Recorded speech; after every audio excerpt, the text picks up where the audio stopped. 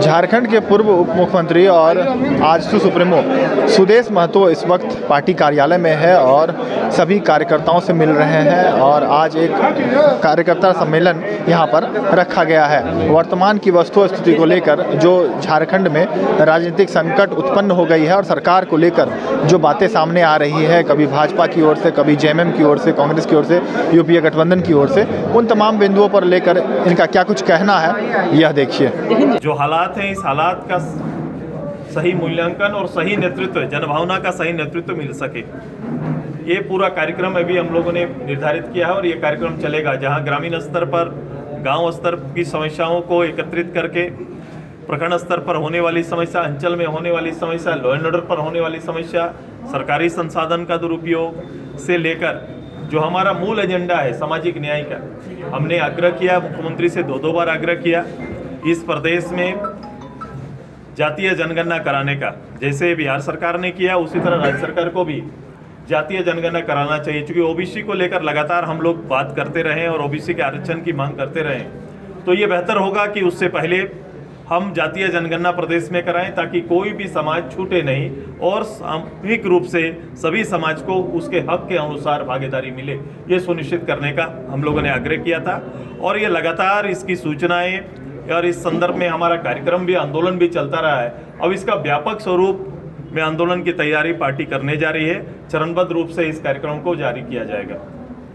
साथ ही साथ यहाँ के और मूल विषय, जैसे सरकार ने जो वादे किए थे, मैंने जो घटनाएं अभी घट रही है, जो शायद आपका प्रश्न भी होगा वर्तमान हालात पर, मुझे लगता है कि वर्तमान हालात का जो स्थिति है, जिन विषयों को लेकर अभी बात चल रही है, ऑफिस प्रॉफिट पर मुख्यमंत्री के खिलाफ में आरोप है जो चुनाव आयोग तक पहुंचा है और चुनाव आयोग से कोई निर्णय आना है। लेकिन प्रदेश की परिस्थिति क्या है? प्रदेश में राज्य सरकार ने और उनके सारे मंत्रालय के लोगों ने और झारखंड मुक्ति मोर्चा, कांग्रेस, राजद संयुक्त रूप से 28 महीना बीत जाने के बाद अपनी नाकामियों को छिपाने का एक बहाना और रास्ता ढूंढ रहे हैं। लोग, ऐसा लग रहा है कि सरकार गिराया जा रहा है, इस तरह की चीज़ों को वो रख रहे हैं।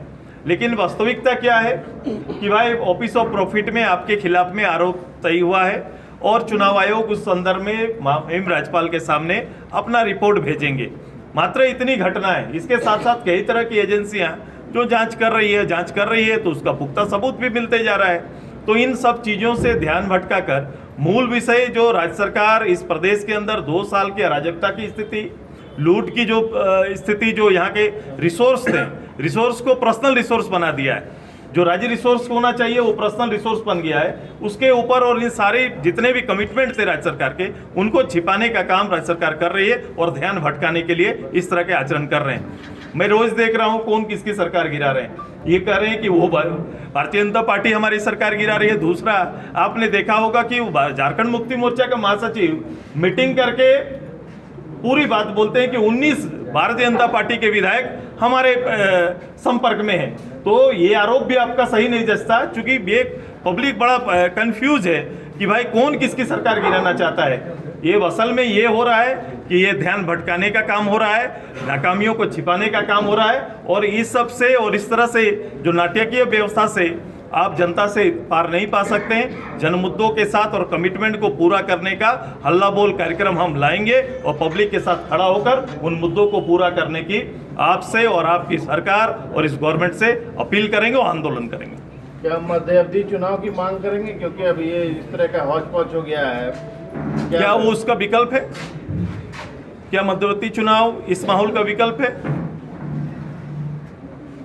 ऐसा ये अनचाहा चीजों को उनको थोपना गवर्नमेंट को या फिर पब्लिक को नहीं थोपना चाहिए।